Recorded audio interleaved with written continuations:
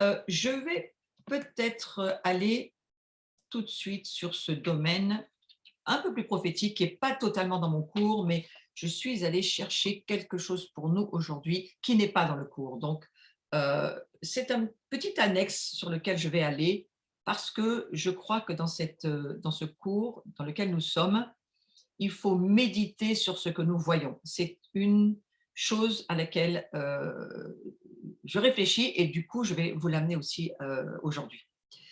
Donc, c'est un temps maintenant où ça devient extrêmement important que nous méditions sur ce que nous voyons. C'est peut-être aussi à cela que pourrait nous servir ce temps de… on a encore un peu de temps, hein. Maintenant les choses vont revenir petit à petit dans l'ordre, il faut en tous les cas l'espérer le plus possible, mais nous avons encore un certain temps et le couvre-feu n'étant pas encore levé, nous avons aussi pas mal de soirées encore de libre. Alors, c'est important que nous puissions méditer sur ce que nous voyons et merci Seigneur, il veut nous le montrer, le Seigneur.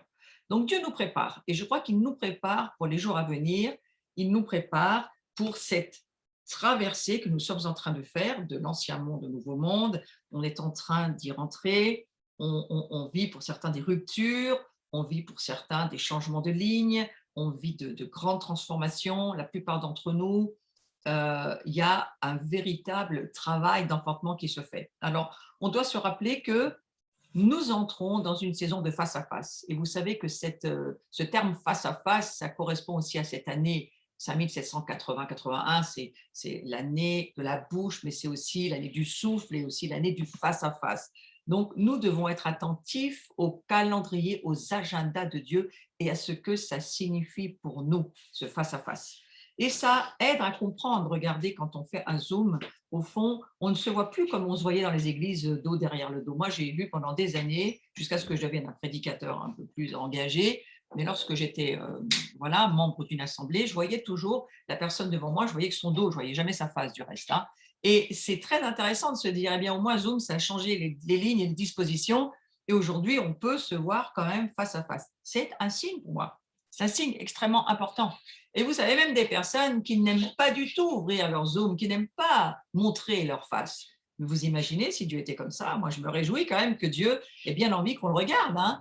Écoutez, dites-vous que vous êtes de plus en plus beau ou belle, qu'on va de gloire en gloire et que finalement, eh bien, c'est bien à ça qu'on est appelé, hein. Donc voilà, réjouissez-vous de ce face-à-face et euh, nous sommes aussi appelés, je crois, à le saisir. Je souhaite, je désire vivre un face-à-face avec Dieu. Donc, face-à-face, ça veut dire quoi? Eh bien, ça veut dire que vous allez avoir une perspective beaucoup plus claire des choses. Vous voyez? Si je te connais en regardant ton visage, tes yeux, ta bouche, je peux sentir ton souffle, je peux même parfois lire sur tes lèvres, même si tu ne me parles pas. Voilà, je rentre dans une relation tout à fait nouvelle. J'ai une nouvelle perspective de qui tu es et je crois bien, il me semble que c'est ce que Dieu aimerait bien qu'on puisse comprendre aussi. Donc, il y a, je crois, une nouvelle onction de veilleur qui va venir sur le corps de Christ, qui va venir pour le corps de Christ. Il y a une nouvelle onction qui va venir parce que Dieu est en train de nous dire, je vais te donner une autre perspective, je vais changer ta vision, je veux changer ta manière de voir. Et donc, pour moi, c'est fondamental pour un veilleur de le comprendre. Si ce que nous étions avait marché, nous ne serions pas en train de vivre ce que nous vivons. Nous vivons des transformations parce que Dieu le veut, parce que c'est ce qu'il souhaite et parce que nous devrions souhaiter ce qu'il souhaite. Nous ne sommes pas du tout, ni les uns ni les autres encore, entrés dans, une, dans la puissance dont l'Évangile nous parle.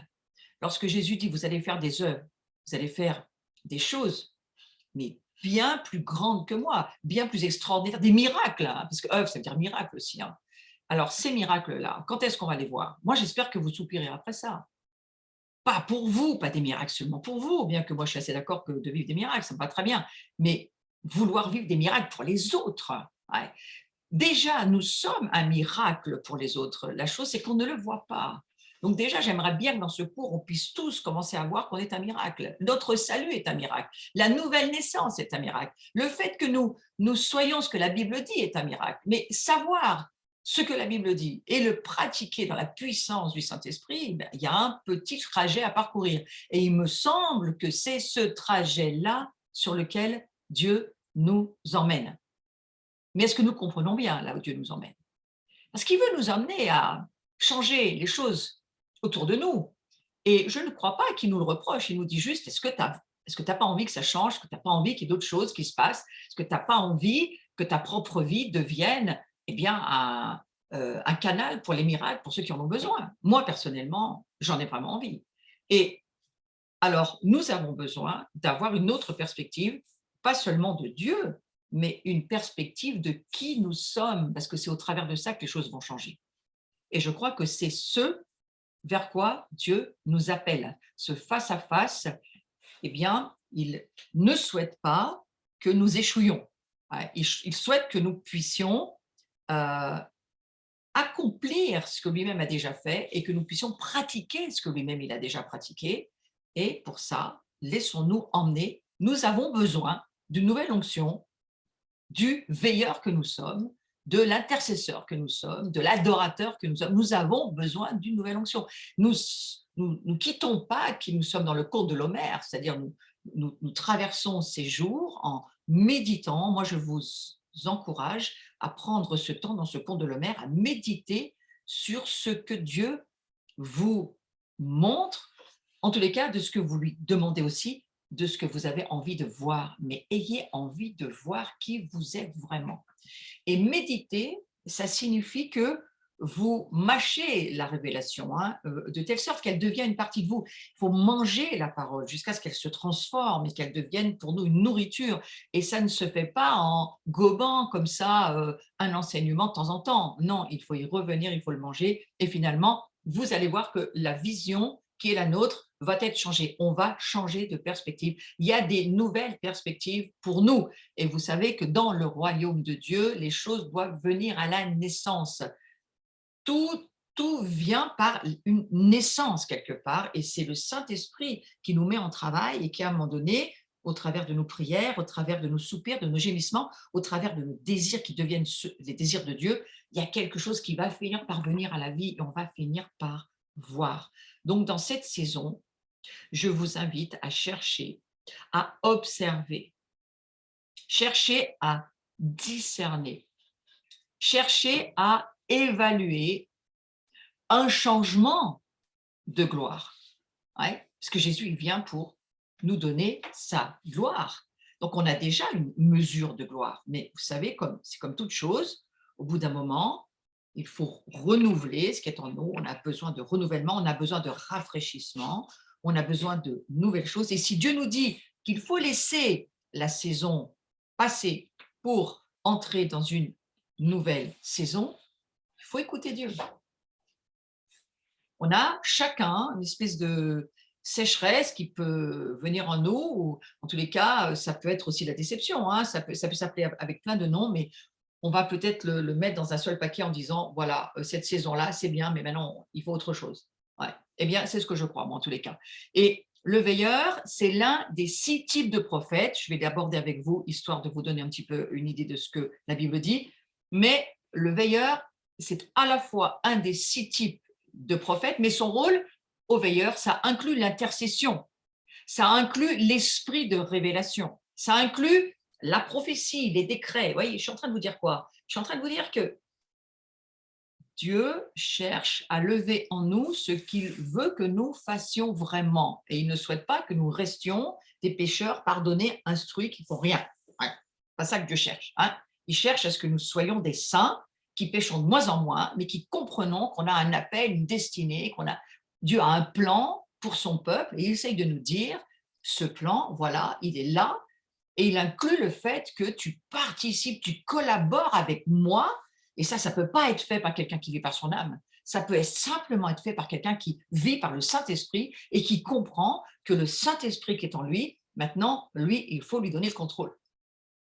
Et pour laisser le Saint-Esprit contrôler votre vie, il faut que votre âme se retire. Il faut qu'elle laisse tout ce qu'elle contrôle, tout ce qu'elle connaît, tout ce qu'elle sait faire. Vous irez jamais plus loin que ce que vous savez faire et vous ne donnerez jamais autre chose que ce que vous savez faire si vous faites que ce que vous savez faire. Maintenant, ce que Dieu nous dit, c'est bien ce que tu sais faire, mais ça ne me convient pas.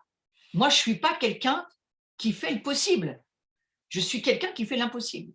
Donc, Dieu veut nous faire rentrer dans l'impossible. J'aime beaucoup ce prêtre, c'est un prêtre qui fait partie de la maison du Saint-Esprit. Moi, j'enseigne dans cette maison-là et j'ai écouté une de ses prédications que j'ai trouvée très intéressante. C'est le père Antoine Coelho. Du reste, vous le retrouvez pour ceux qui venaient au mois d'août avec moi et avec Carlos Payan. On sera tous à Chalon-sur-Saône. Il y sera, ce cher prêtre. Et il dit ceci, c'est extrêmement intéressant. Il dit, il y a trop de maîtres du possible aujourd'hui, même dans l'Église. Mais ça n'intéresse pas Dieu. Ce qui intéresse Dieu, c'est lui, il est le maître de l'impossible.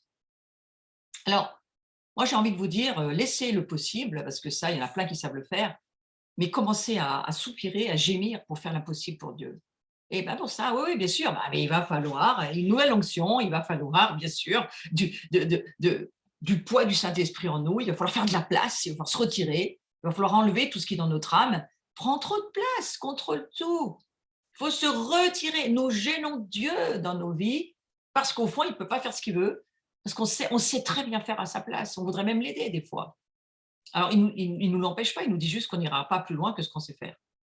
Et ça sera que du possible. Alors, voilà, je vais aller sur le fait que le veilleur, donc c'est un des 6 types de prophètes dont je vais parler, et ça inclut le fait de connaître la parole de Dieu. Bien sûr, sans ça, on n'a rien. Il faut connaître la parole de Dieu et il faut chercher à voir comment elle se manifeste, cette parole. Donc, on a besoin, dans cette saison, d'observer le changement de gloire dans notre vie. Vous avez besoin de regarder qui vous êtes et de dire, il faut que je vois les changements de gloire en moi. Est-ce qu'il y a quelque chose qui change en moi ou pas? Donc, je vous invite à y réfléchir, à y méditer jusqu'à ce que la Pentecôte arrive. Et si bien voilà, vous avez une réponse négative, ben c'est très bien, vous savez pourquoi vous avez besoin de la Pentecôte.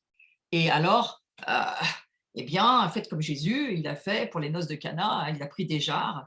En plus, il a pris des jarres qui servaient à se laver les mains, hein, c'était de l'eau pour les ablutions. Donc, vous imaginez, hein, ça va le faire, votre vie. Hein. Une jarre remplie d'eau pour se laver les mains, ça va, ça ne me dérange pas, c'est pas très propre tout ça. Hein. Mais voilà, c'est ce qu'il a pris.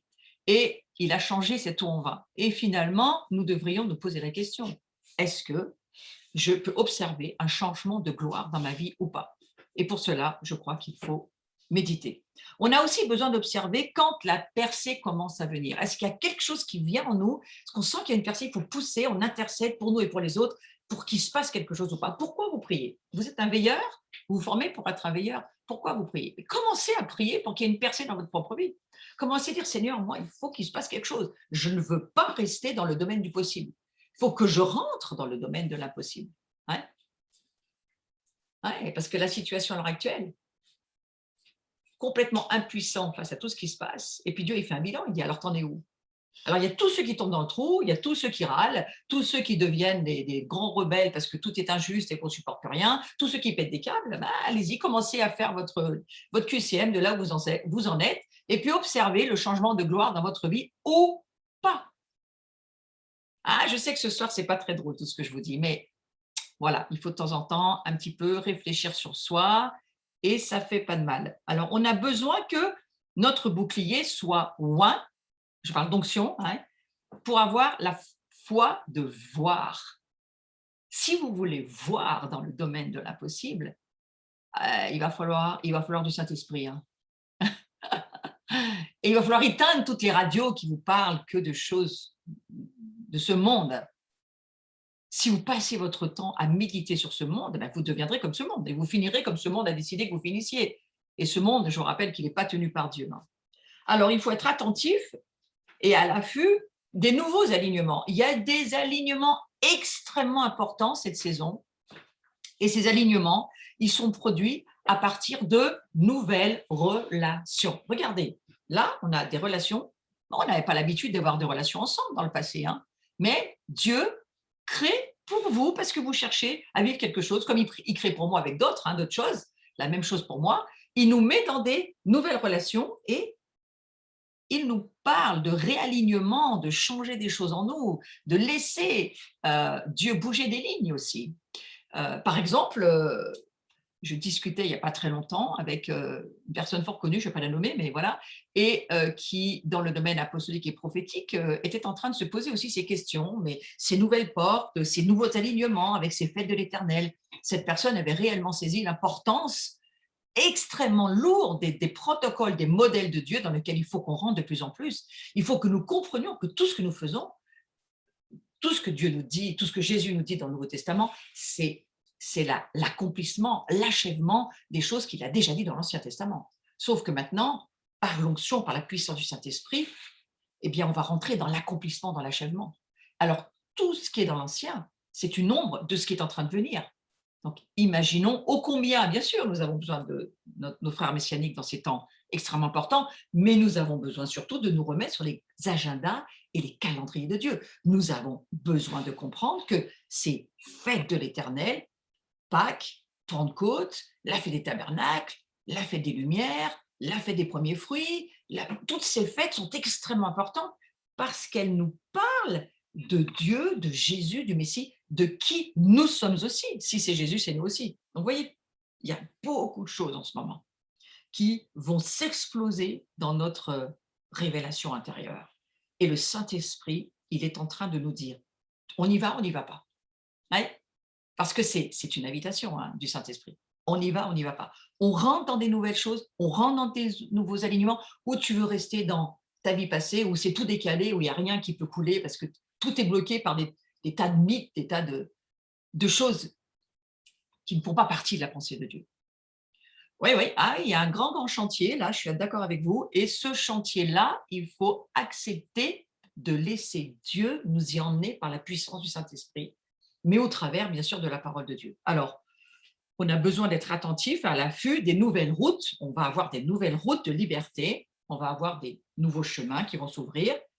On va voir, moi, je suis en train de réaligner dans ma vie beaucoup de choses et je trouve très intéressant de voir que tout ce que je savais sur Jésus, finalement, était déjà dit dans l'Ancien Testament d'une autre manière, mais extrêmement précise et qui ouvre des portes de révélation pour savoir qui est Jésus et donc qui nous sommes. Vous avez peut-être adoré un Jésus pendant des années qui était le petit Jésus dans la crèche. Après, il a pris un petit peu d'ampleur. Il est devenu le Seigneur, le Sauveur. Après, il a peut-être un petit peu plus pris de forme et il est devenu celui qui, à la croix, par son sang, vous a racheté, sanctifié, purifié, etc. Et puis peut-être vous êtes en train de découvrir aujourd'hui que c'est un souverain sacrificateur qui a son sanctuaire dans les cieux. Vous êtes en train peut-être de découvrir qu'il n'est pas seulement le souverain sacrificateur, mais il est aussi le sacrifice. Et puis vous vous dites, mince, mais c'est moi aussi finalement. Et vous ne le saviez pas il y a 20 ans. Vous ne le saviez pas, moi non plus, du reste. Donc, ça veut dire qu'en ce moment, il y a quelque chose qui se produit en nous qu'il faut laisser faire par le Saint-Esprit. Or, vous savez parfaitement qu'on ne peut pas mettre du vin nouveau dans de vieilles outres. Donc, il y a un vin nouveau qui attend de venir de la part des cieux, mais ce qui intéresse Dieu, c'est que vous ne craquiez pas. Et je vois plein de gens qui craquent, ils pètent des câbles à l'intérieur et ils pètent des câbles à l'extérieur. Mais ce n'est pas du tout fait pour ça, ce que nous traversons. Ce que nous le traversons. Ayez confiance, prenez de plus en plus confiance en Dieu qu'il est assez grand pour vous faire traverser. Il vous a montré un signe extrêmement lourd. L'année dernière, la pandémie arrive, mais la Pâque est juste là. Il vous explique tout, il vous montre les signes, les puissances. Il vous dit, mais regardez ce que j'ai fait pour mon peuple. Je serais capable de le refaire pour toi s'il y avait besoin. Est-ce que vous êtes toujours en vie? Oui, ça fait quand même plus d'1 an que ça dure.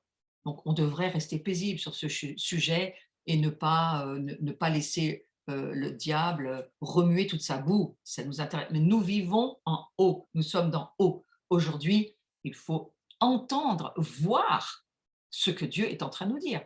Et lui, il se prépare un peuple de l'impossible, pas du possible. Ça ne l'intéresse pas, le possible. Il y a plein de maîtres dans ce sujet.